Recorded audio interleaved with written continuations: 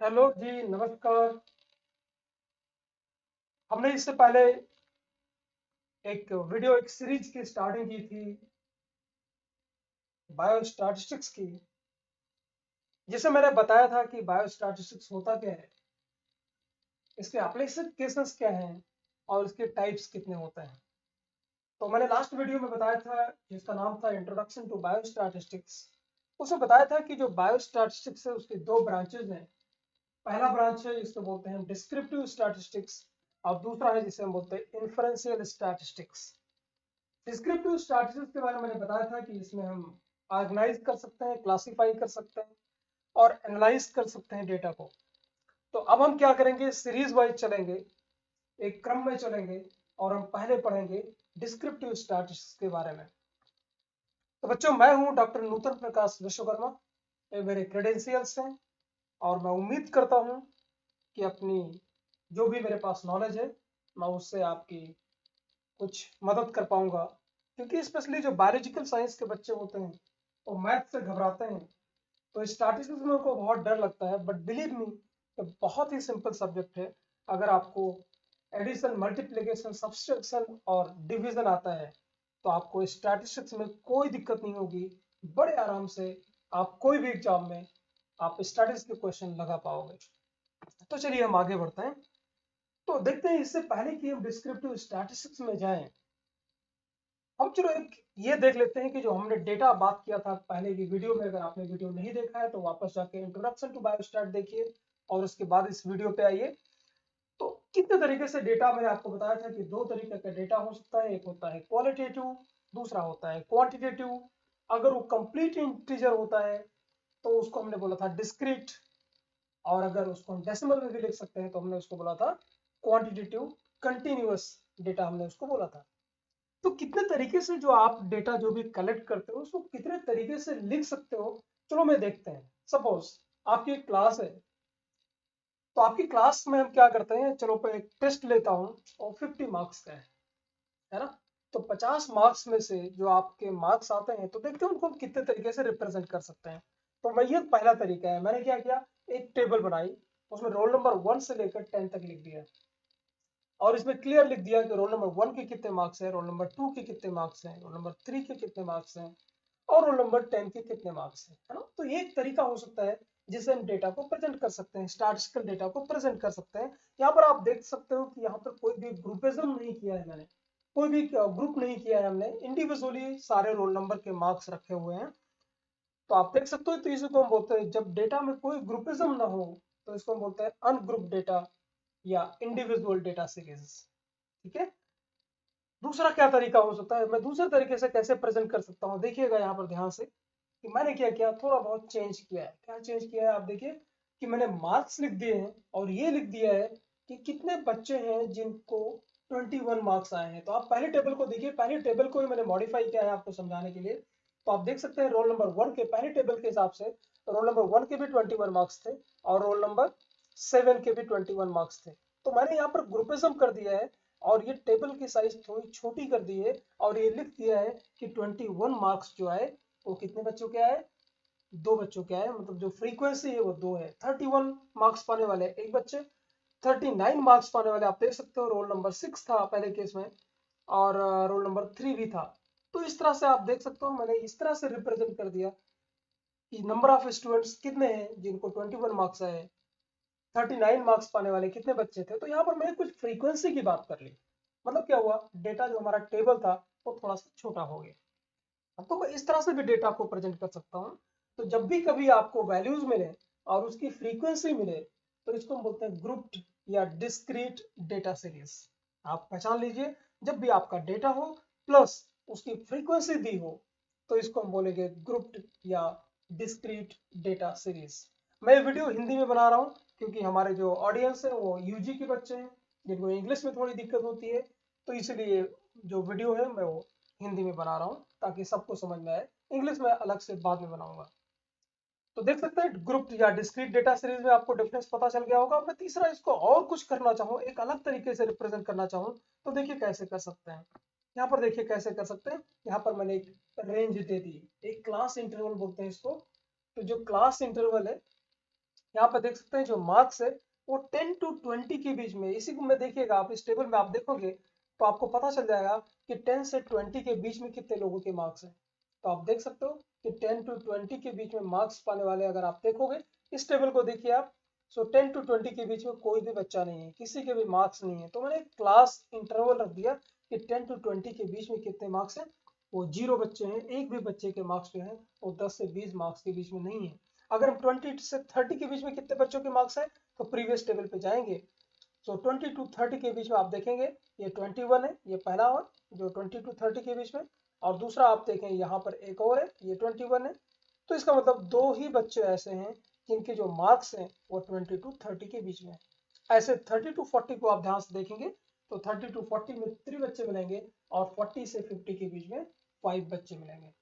तो आप ये देख सकते हो कि जब भी आपको फ्रीक्वेंसी तो मिल रही है, तो डिस्क्रीट में और कंटिन्यूअस में डिफरेंस क्या है कि डिस्क्रीट में आपने देखा कि फ्रीक्वेंसी थी, यहाँ भी फ्रीक्वेंसी है, लेकिन जब डिस्क्रीट में आप देखते हो तो एज सच मार्क्स होते हैं, लेकिन यहाँ पर हमने क्लास इंटरवल बोल दिया। तो इसको हम बोलते हैं बच्चों, इस तरह से डेटा जब भी तीन तरीके से डेटा को हम बेसिकली प्रेजेंट कर सकते हैं। इस तरह से डेटा अपने पास जब भी आए तो तीन तरीके से आप स्टैटिस्टिकल डेटा को रिप्रेजेंट कर सकते हैं। पहला कौन सा, या तो अनग्रुप्ड होगा या इंडिविजुअल डेटा सीरीज होगा, या तो डिस्क्रीट होगा, और या तो कंटिन्यूअस डेटा सीरीज होगा। यहाँ पर एक चीज आप ध्यान से देख रहे होंगे कि जो क्लास इंटरवल है वो 10 to 20, 20 to 30 है। इसका मतलब ये जो क्लास आप देख रहे हो 10 to 20, तो ये इसकी lower limit of the class है और ये इसकी अपर लिमिट ऑफ द क्लास है। दूसरा अगर क्लास देखेंगे इंटरवल तो 20 30 ये इसकी lower limit of the class है, ये 30 इसका अपर लिमिट ऑफ द क्लास है।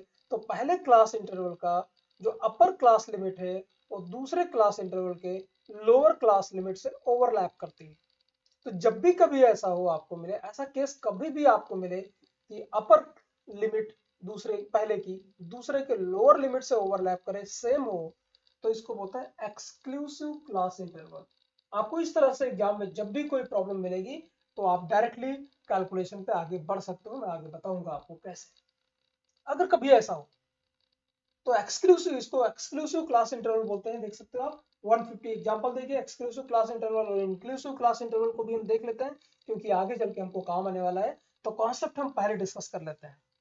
तो एक्सक्लूसिव का देखिए, under this method class interval are so fixed that upper limit of class is the lower limit of the next class. Example देखिए 150 to 153, 153 to 156, 156 to 159, so on and so forth। Inclusive class interval देखिए क्या होगा बच्चों, the upper limit of one class is included in the class itself, the upper limit of one class is always less than the lower limit of the next class। इसका मतलब example देखिए, यहाँ से ज्यादा क्लियर होगा, जैसे आपको दिखाई पड़ रहा होगा 220 से लेकर 234 एंड 235 टू 49। इसका मतलब क्या हुआ, यहाँ पर ये एक्सक्लूसिव नहीं है क्योंकि इसका जो अपर लिमिट है ये इसके लोअर लिमिट से ओवरलैप नहीं करता है। तो इस तरह से जब भी आपको कंटिन्यूअस सीरीज की प्रॉब्लम मिले और आपको इंक्लूसिव क्लास इंटरवल मिले तो आपको क्या करना पड़ेगा, एक स्टेप आपका बढ़ जाएगा। तो ऐसे केस में पहले आपको एक्सक्लूसिव को इंक्लूसिव को एक्सक्लूसिव में कन्वर्ट करना पड़ेगा, फिर ही आप कैलकुलेशन कर सकते हो। तो क्वेश्चन ये उठता है बच्चों कि हम इंक्लूसिव को एक्सक्लूसिव में कन्वर्ट कैसे करेंगे। तो इसके लिए बड़ा सिंपल सा है कि आप देख सकते हैं कि जो 220 और 234 है, तो आप ये इंक्लूसिव क्लास इंटरवल है, इसको आप एक्सक्लूसिव में कन्वर्ट करना चाहते हैं। तो इसके लिए तरीका क्या करेंगे कि हम 0.5, ध्यान दीजिएगा, जो लोअर क्लास लिमिट है उसमें 0.5 माइनस कर देंगे। तो 220 में से 0.5 माइनस हुआ, कितना आया 219.5। और जो अपर क्लास लिमिट है जो कि 234.5 है, 234 है, उसमें 0.5 प्लस कर देंगे। तो आप देख सकते हो ये हो गया 234.5। और सेम हम इस क्लास इंटरवल के लिए भी करेंगे, 235 में 0.5 माइनस करते हैं तो ये हो जाएगा 234.5, और यहाँ पर प्लस करेंगे तो ये हो जाएगा 249.5। इस तरह से आप इंक्लूसिव क्लास इंटरवल को एक्सक्लूसिव क्लास इंटरवल में कन्वर्ट कर सकते हैं, और उसके बाद ही आपको चाहे मीन कैलकुलेट करना हो या मीडियन कैलकुलेट करना हो या मोड कैलकुलेट करना हो, आप तभी कर सकते हैं। इंक्लूसिव क्लास इंटरवल में अगर डेटा दिया हुआ है तो आपको उसे पहले एक्सक्लूसिव क्लास इंटरवल में कन्वर्ट करना पड़ेगा, उसके बाद ही आप कोई दूसरा फार्मूला लगा सकते हैं। तो चलिए प्रॉब्लम नंबर 1 मैं आपको देता हूँ, इसे आपको पता करके बताना है मुझे कि ये जो मार्क्स दिया हुआ है और नंबर ऑफ स्टूडेंट्स दिए हुए हैं, आपको पहला क्लास इंटरवल दिखाई पड़ रहा होगा 10 to 19, 20 to 29, 30 to 39 and 40 to 49। आप देख के पता चल जाएगा आपको कि ये इंक्लूसिव क्लास इंटरवल है, ये इंक्लूसिव सीरीज है। आपको इसे एक्सक्लूसिव में कन्वर्ट करके बताना है कि इसका आंसर क्या होगा। तो ये रहा हमारा प्रॉब्लम नंबर 1। हाँ, so convert the given inclusive class interval into exclusive class interval. तो जैसा मैंने बताया, आप कन्वर्ट करके मुझे बताइएगा इसका आंसर क्या होगा। आगे बढ़ते, तो क्या होगा ये आंसर आपको लिखना रहेगा। आगे बढ़ते, चलिए तो ये हमारा कॉन्सेप्ट रहा। अब चलिए एक क्वेश्चन आपसे पूछने जा रहा हूं मैं कि सपोज आप बीएससी कर रहे हो या एमएससी कर रहे हो, आगे चल के एक बहुत अच्छे डिपार्टमेंट में आप हेड बन जाते हो, या आप ऐसी पोजीशन पे होते हो जहां पर आपको दूसरों को रिक्रूट कर सकते हो, जॉब दे सकते हो। तो यहाँ पर मान लेते हैं कि आपके पास 3 कैंडिडेट आते हैं और इन तीनों के जो मार्क्स है आपके पास आते हैं, आपके टेबल पे आते हैं, और आपके पास जो पोस्ट है वो सिर्फ एक है ना, सिर्फ एक पोस्ट है, और आपको उनमें से किसी एक को जॉब देना है। और आपको ये भी कंडीशन है कि किसी को के साथ बायस नहीं करना है, कोई सेटिंग नहीं करनी है कि किसी को जॉब दे दिया बेईमानी से। और हाँ, जितना वेटेज, ये परसेंटेज मार्क्स लिखे हुए हैं कि चलो भाई कैंडिडेट 1 के 60% है, 10th में, 12th में 70% है, बीएससी में 65 है और एमएससी में भी 65 है। तो इससे पहले कि आप डिसीजन लें, अभी हम स्टार्ट की बात नहीं कर रहे हैं, हम एकदम नॉर्मल बातें कर रहे हैं, है ना? कि आपको अगर डिसीजन लेना हो कि आप जॉब किसको देंगे, तो जितना 10th के परसेंटेज की वैल्यू है उतना ही 12th की है, उतना ही बीएससी की है और उतना ही एमएससी की है। तो आपको ये नहीं बोलेगा कि कैंडिडेट जो 2 है उसके एमएससी में सबसे ज्यादा मार्क्स है तो हम उसको जॉब देंगे। तो आप सोचिए, पॉज करिए वीडियो को और आप सोचिए, अपना कैलकुलेशन करिए और अपना जवाब रेडी रखिए कि आप किसको जॉब देंगे, है ना। मैं कैसे जॉब दूंगा, ये देखिए क्या किया हमने, एक काम किया, एवरेज निकाला। सो कैंडिडेट जो 1 है उसके सारे परसेंटेज मैंने ऐड किए, डिवाइडेड बाय 4 किया। कैंडिडेट 2 का भी सेम काम किया और कैंडिडेट 3 का भी किया, और मुझे पता चला कि जो कैंडिडेट 1 है उसके एवरेज मार्क्स 65% है, कैंडिडेट 2 के कितने हैं 63.25 हैं, और जबकि कैंडिडेट 3 के सिर्फ 62.5 हैं। इसका मतलब कैंडिडेट 1 के एवरेज मार्क्स सबसे ज्यादा है, इसलिए हम जॉब किसको देंगे, कैंडिडेट नंबर 1 को। इसका मतलब जो हमने अपने लोअर क्लासेस में स्कूलिंग में पढ़ा होगा वो हमारे काम आया, कि हमको हमारे टीचर ने पढ़ाया होगा कि एवरेज कैसे निकालते हैं। सारी वैल्यूज को हम जोड़ देंगे और डिवाइडेड बाय टोटल नंबर कर देंगे तो हमको एवरेज मिल जाएगा। तो ऐसा ही कुछ हम एवरेज अपने आने वाली क्लासेस में पढ़ने वाले हैं, और इसी को हम बोलते हैं major of central tendency. Major of central tendency का मतलब मैं आपको समझाऊं तो आप समझ में आ जाएगा। क्या एवरेज, जब मैं बोलता हूं कि एवरेज जो मार्क्स है कैंडिडेट 1 का वो 65 है, कैंडिडेट 2 का देखिए 63.25 है, और कैंडिडेट 2 का 63.25 और कैंडिडेट 3 का 62.5। जब मैं बोलता हूं कि कैंडिडेट 2 का एवरेज मार्क्स 63.25 है, आपको क्या समझ में आता है। आप अगर 63.25 एवरेज देखेंगे तो आप देखेंगे कि जो उसके मार्क्स हैं वो 68% हैं, 60 हैं, 50 हैं और 75 हैं। 63.25 कहीं पर भी नहीं है एक्चुअल में, लेकिन फिर भी वो पूरे कैंडिडेट के परफॉर्मेंस को बताता है। तो हालांकि वो उसका पार्ट नहीं है, वो फिर भी उसके परफॉर्मेंस को बता रहा है।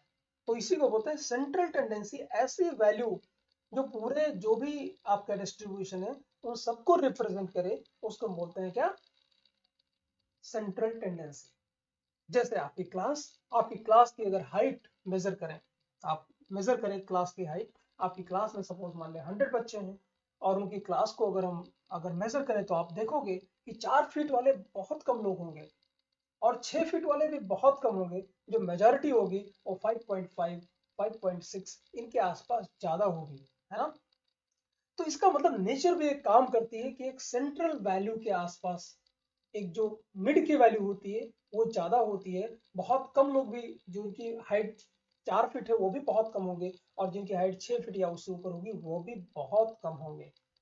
तो इसी को हम पढ़ने जा रहे हैं, इसी को हम बोलते हैं मेजर ऑफ सेंट्रल टेंडेंसी। मतलब सेंट्रल टेंडेंसी को कैलकुलेट करने को हम बोलते हैं मेजर ऑफ सेंट्रल टेंडेंसी। और जो एवरेज देखा आपने, जो अभी तक हमने स्कूलिंग में पढ़ा था एवरेज, वही है आपका मेजर ऑफ सेंट्रल टेंडेंसी।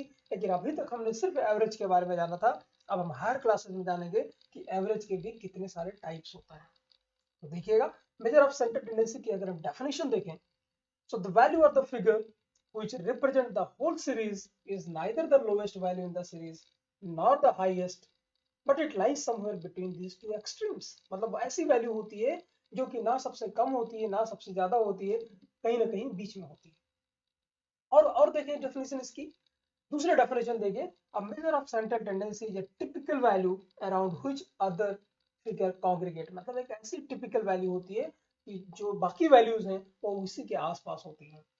और देखिएगा, the measure of central tendency is single value mean to sum up data set, सारे के सारे डेटा सेट को सम अप कर देता है। तो major of central tendency basically जो हमें पढ़नी है बहुत सारी, लेकिन मैं यहाँ पे डिस्कस कर रहा हूँ जो मेजर हम यूज करने वाले हैं, जो हम डिस्क्रिप्टिव स्टैटिस्टिक्स में पढ़ने वाले हैं, वो हम 3 पढ़ेंगे, मीन, मीडियन और मोड। मीन की अगर हम एक लाइन में डेफिनेशन देखें, is the sum of observations divided by the number of observations in the set. मैंने जैसा अभी आपको मीन निकाला था, तो आपको मैं पहले क्रूडली एवरेज बोल रहा था, वो एक्चुअल में मीन था कि जितनी वैल्यूज आएंगी उनको जोड़ देंगे और divided by total number of observation कर देंगे, आपका निकल जाएगा मीन। मीडियन देखिए क्या होता है, मीडियन एक ऐसी वैल्यू होती है, special point which lies in the center of the data so that half the data lie below it and half above it। मतलब क्या होता है, एक मीडियन एक ऐसी वैल्यू होती है जो आपके पास जितनी सारी वैल्यूज हैं उनको 2 इक्वल हाफ में डिवाइड कर देगी, है ना। तो वो एकदम बीच में होगी। जैसे मैं आपको नंबर बताता हूँ 1 2 3 4 5, तो जो 3 है वो एकदम बीच में है, बाकी 1 2 उससे कम है और 4 5 उससे ज्यादा है। तो ऐसी वैल्यू जो बाकी वैल्यूज को 2 इक्वल पार्ट में डिवाइड करते हैं उसको हम क्या बोलेंगे, मीडियन। और तीसरा है बहुत simple definition, the mode of the data set is the value that occur most frequently. मतलब जितने भी आपके पास जो भी आप कैलकुलेशन कर रहे हो, मेजरिंग कर रहे हो या काउंटिंग कर रहे हो, जो वैल्यू सबसे ज्यादा बार रिपीट होती है उसी को हम बोलते हैं मोड। तो हम इसके बारे में डिटेल में पढ़ेंगे, एक एक करके चलिए हम पढ़ते हैं मीन, मीडियन और मोड के बारे में। तो मीन के बारे में आपको बता दिया, इसको मैथमेटिकल एवरेज बोलते हैं। और सबसे पॉपुलर जो मेजर ऑफ सेंट्रल टेंडेंसी है वो आपका है अरिथमेटिक मीन। तो जैसा मैं अभी इसके स्टार्टिंग के लेक्चर में बताया था कि डेटा को हम 3 तरीके से रिप्रेजेंट कर सकते हैं। पहला आपको बताया था अनग्रुप्ड या इंडिविजुअल सीरीज, और दूसरा बताया था आपको डिस्क्रीट सीरीज जिसमें नंबर थे और डायरेक्ट फ्रीक्वेंसी थी, और तीसरा था कंटिन्यूअस सीरीज जिसमें क्लास इंटरवल आया था, और 2 क्लास इंटरवल आए थे, इंक्लूसिव और एक्सक्लूसिव। और आपको ये भी बताया था कि अगर आपकी प्रॉब्लम दी हुई है इंक्लूसिव में तो आप डायरेक्ट कैलकुलेशन नहीं कर सकते, आपको क्या करना पड़ेगा, उसे एक्सक्लूसिव में पहले कन्वर्ट करना पड़ेगा। ऑलराइट, तो arithmetic mean for ungrouped data, तो हम फार्मूला पढ़ने जा रहे हैं अनग्रुप्ड के लिए। मीन कैलकुलेट करने का फार्मूला आप सबको पता है, स्कूलिंग में हम पढ़ चुके हैं। तो जो मीन को हम रिप्रेजेंट करते हैं वो एक्स बार से करते हैं, equal to summation of x divided by n, जहां पर जो समेशन ऑफ एक्स का मतलब हुआ कि जितनी वैल्यूज हैं उन सबको जोड़ दो, ऐड कर दो, तो उसको बोलेंगे summation of x, and divided by n is total number of values. तो मैं प्रॉब्लम दिखाता हूं आपको, यहाँ पर देखिए 10 students in a math class were polled as to the number of siblings in their individual family and the results are something like that। Find the mean number of siblings for the 10 students। मतलब क्या हुआ, एक class है, math की class है, उसमें 10 बच्चे हैं और उनसे पूछा गया कि आप कितने भाई बहन हैं, कितने सिबलिंग हैं। तो उन्होंने, पहले वाले ने बोला कि हम 3 भाई बहन हैं, दूसरे ने बोला हम 2 हैं, तीसरे ने बोला 2 हैं, चौथे ने बोला मैं सिर्फ अकेला हूँ। इस तरह से सबकी वैल्यूज आ गई और आपसे पूछा जा रहा है कि आपको क्या निकालना है, इसका मीन निकालना है, स्पेशली का अरिथमेटिक मीन। अभी हम जो बात कर रहे हैं मीन के भी 3 टाइप आपको बताऊंगा, अरिथमेटिक मीन, जियोमेट्रिक मीन और हार्मोनिक मीन। कौन कब यूज होते हैं वो सब हम एक एक करके डिस्कस करेंगे। तो अभी फिलहाल जो मैं बात कर रहा हूँ वो हम बात कर रहे हैं अरिथमेटिक मीन की। तो इसमें क्या करेंगे, आप देख सकते हैं इसमें कोई ग्रुपिज्म नहीं है, क्रूडली डेटा रखा हुआ है। तो आप क्या करें, एक फार्मूला लगाएं, x bar equal to summation of x divided by capital N। तो 10 बच्चे थे तो n की जगह पर आ गया 10, और जितने सारे सिबलिंग थे 3 + 2 + 2 + 1 + 3 + 6 + 3 + 3 + 4 + 2, और इन सबको आप जब ऐड करेंगे, इनको सॉल्व करेंगे तो वैल्यू आएगी 29 divided by 10 means 2.9। Means average जो एक घर में जो क्लास के जो एवरेज भाई बहन थे वो कितने हुए, 2.9। तो इस तरह से हम सीख गए। आपको पहले से भी आता रहा होगा कि हम अरिथमेटिक मीन कैसे निकालते हैं, किसके लिए, इंडिविजुअल सीरीज के लिए या अनग्रुप डेटा के लिए। ये प्रॉब्लम आपको दे रहा हूं मैं। The marks obtained by 10 students in a test are something, values दी हुई है और आपको इसका अरिथमेटिक मीन निकाल के मुझे बताना है कि इसका आंसर क्या होगा। ये रहा आपका प्रॉब्लम नंबर 2। चलिए अब नेक्स्ट हम बढ़ते हैं, arithmetic mean for discrete series. तो जो डिस्क्रीट सीरीज है, मतलब आपको बताया था कि उसमें x होगा और डायरेक्टली फ्रीक्वेंसी दी जाएगी, है ना। तो कंप्यूट द क्वेश्चन एक देखिएगा, प्रॉब्लम से हम समझने की कोशिश करते हैं। Compute the mean number of flowers per plant for the following data. तो देख सकते हैं कि आपके पास एक टेबल दी गई है जिसमें नंबर ऑफ फ्लावर है। मान लिया आपका गार्डन है, उसमें बहुत सारे आप प्लांट्स लेके आए हैं, तो उसमें आप देख रहे हैं कि ये कुछ 5 प्लांट्स ऐसे हैं जिनके पास एक भी फ्लावर नहीं है। 1-2 महीने आपने लगाया और देखा कि कितने फ्लावर आ रहे हैं। आप देखना चाहते हो कि जो प्लांट आपने लगाया है, एवरेज एक प्लांट से कितने फ्लावर निकलते हैं, है ना। तो 5 प्लांट ऐसे थे जिनमें एक भी फ्लावर नहीं हुआ। 10 प्लांट ऐसे थे जिसमें कितने फ्लावर थे, 1 फ्लावर। 12 प्लांट ऐसे थे जिसमें 2-2 फ्लावर थे। 16 प्लांट ऐसे थे जिसमें 3-3 फ्लावर थे। 8 प्लांट में 4 फ्लावर। 7 प्लांट्स में 5-5 फ्लावर, और 2 प्लांट्स ऐसे थे जिन्होंने 6 फ्लावर दिए। आपको पता करना है कि एक प्लांट एवरेज कितना फ्लावर देता है। तो ये जानने के लिए हम क्या करें, हमको पहले ये देखना पड़ेगा कि टोटल नंबर ऑफ फ्लावर कितने हैं। तो टोटल नंबर ऑफ फ्लावर आपके गार्डन में कितने हैं, तो आपको पता है कि 5 प्लांट है जिनके पास 0 फ्लावर है, मतलब 0 फ्लावर, है ना। 10 प्लांट है जिनके पास 1 फ्लावर है, तो टोटल फ्लावर कितने हो गए, 10। 12 प्लांट के पास कितने हैं, 2-2 फ्लावर, तो कितने हो गए, 24। तो 24 + 10 + 0 + 48 + 8 4 जा 32 + 7 5 जा 35 + 2 6 जा 12। इस तरह से आपको पता चल गया कि टोटल नंबर ऑफ फ्लावर कितने हैं और नंबर ऑफ प्लांट्स कितने हैं। तो नंबर ऑफ प्लांट्स जो आपको फ्रीक्वेंसी दी है, अगर 5 + 10 + 12 + 16 + 8 + 7 + 2, इन सबको हम जोड़ दें तो हमको टोटल नंबर ऑफ प्लांट मिल जाएगा। तो इस तरह से हमारा डिस्क्रीट सीरीज के लिए फार्मूला चेंज हो गया, और वो फार्मूला है बच्चों x bar equal to summation of fx divided by summation of f। मतलब सारी फ्रीक्वेंसी को आप जोड़ दें तो आपको टोटल नंबर ऑफ प्लांट मिल जाएगा। और टोटल नंबर ऑफ फ्लावर के लिए क्या करना पड़ेगा, fx मींस अगर नंबर ऑफ फ्लावर x है, नंबर ऑफ प्लांट f है, तो fx को मल्टीप्लाई किया और सारे fx को जोड़ दिया तो आपको वैल्यू मिल गई समेशन ऑफ fx। तो चलिए इसको हम सॉल्व करते हैं।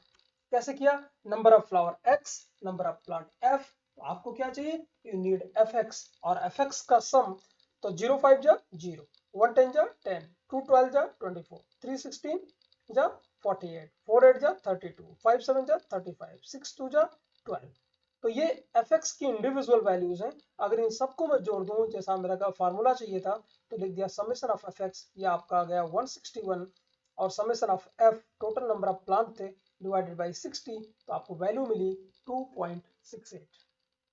इस तरह से हमने सीख लिया कि डिस्क्रीट सीरीज की जो भी प्रॉब्लम है हम कैसे सॉल्व करेंगे। हमें पहचानना आना चाहिए कि जो प्रॉब्लम है वो अनग्रुप्ड है या ग्रुप्ड है, ग्रुप्ड में भी डिस्क्रीट की है या कंटिन्यूअस की है। तो ये नेक्स्ट प्रॉब्लम नंबर 3, ये आपको सॉल्व करना है और मुझे बताना है कि आखिर इसका सही आंसर क्या होगा। तो ये प्रॉब्लम आप सॉल्व करके, अगर ये वेट ऑफ 150 सीट नहीं होगी तो आप कोई प्रॉब्लम नहीं है। Let me check it out. 37 + 8 कितना हुआ, 45, 10, 55, 55 एंड 45 कितना हुआ, let me make the changes, just a minute, let me make the changes here. Weight of, इसको मैं नंबर हटा देता हूँ ताकि आपको कंफ्यूजन ना हो।